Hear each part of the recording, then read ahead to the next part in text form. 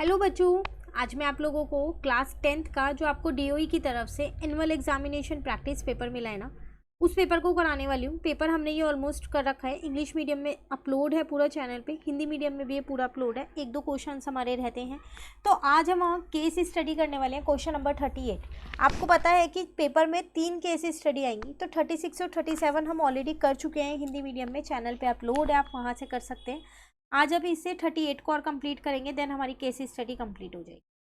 ठीक है, चलिए स्टार्ट करते हैं। यहाँ पर आपसे क्या कह रहा है इस क्वेश्चन में?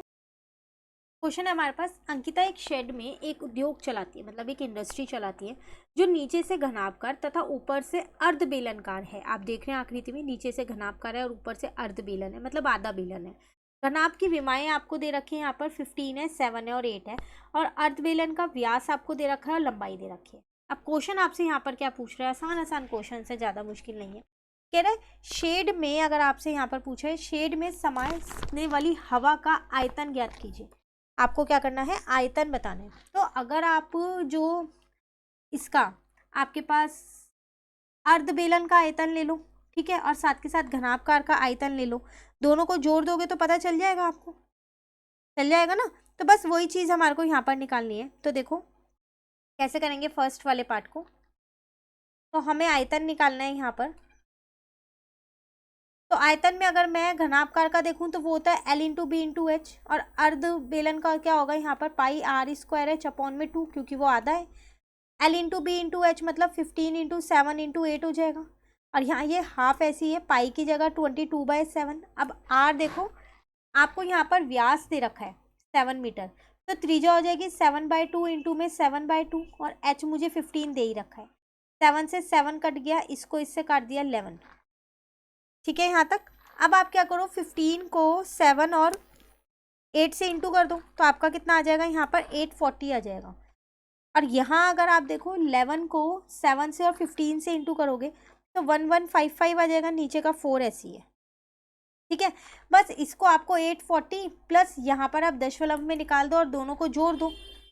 जोड़ दोगे ना तो रिक्वायर्ड आंसर, जो आपका फाइनल आंसर आ जाएगा, वो ये आ जाएगा। ठीक है, ये था फर्स्ट पार्ट। सेकेंड पार्ट में आपसे क्या कह रहा है इस क्वेश्चन में? कह रहा है यदि उद्योग को ऐसी मशीन की आवश्यकता है जो 300 घन मीटर की कुल जगह घेरती है और 20 कर्मचारी हैं, जिसमें से प्रत्येक औसतन 0.08 घन मीटर जगह घेरते हैं, तो शेड में काम करते समय कितनी हवा होगी? देखो यहाँ पर अब एक मशीन चाहिए, वो कितना जगह लेती है? 300 मीटर क्यूब लेती है। और जो 20 कर्मचारी हैं वो कितनी जगह लेते हैं? एक कर्मचारी 0.08 लेता है, तो 20 का हम निकाल पाएंगे ना।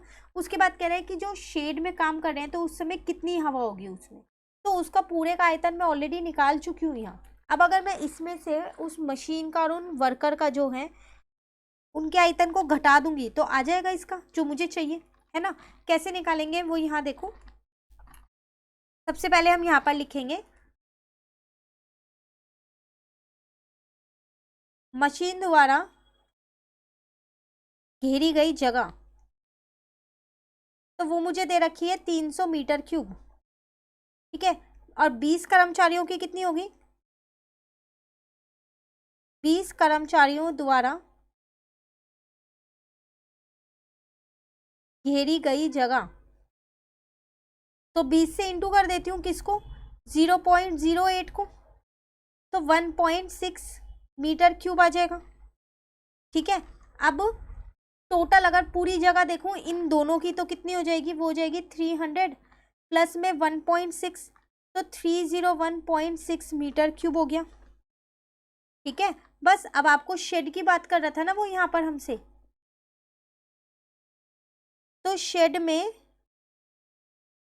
काम करते समय, और क्या पूछ रहा था आपसे? काम करते समय कितनी हवा होगी? काम करते समय हवा तो कितनी होगी? 1128.75 में से 301.6 को माइनस कर दो।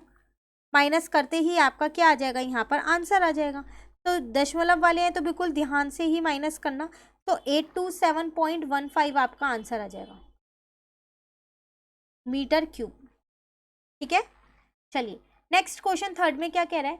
धनाभकार भाग का कुल पृष्ठीय क्षेत्रफल ज्ञात कीजिए। तो आसान है, सिर्फ सूत्र लगाना है आपको टीएस से यहाँ पर अगर आप ध्यान से देखें जो घनाभकार है उसमें ऊपर का स्पेस नहीं है, मतलब वो आपके पास बेलन के आकार का है, तो एक एल और बी आप नहीं लोगे, सिर्फ एक ही लोगे, है ना।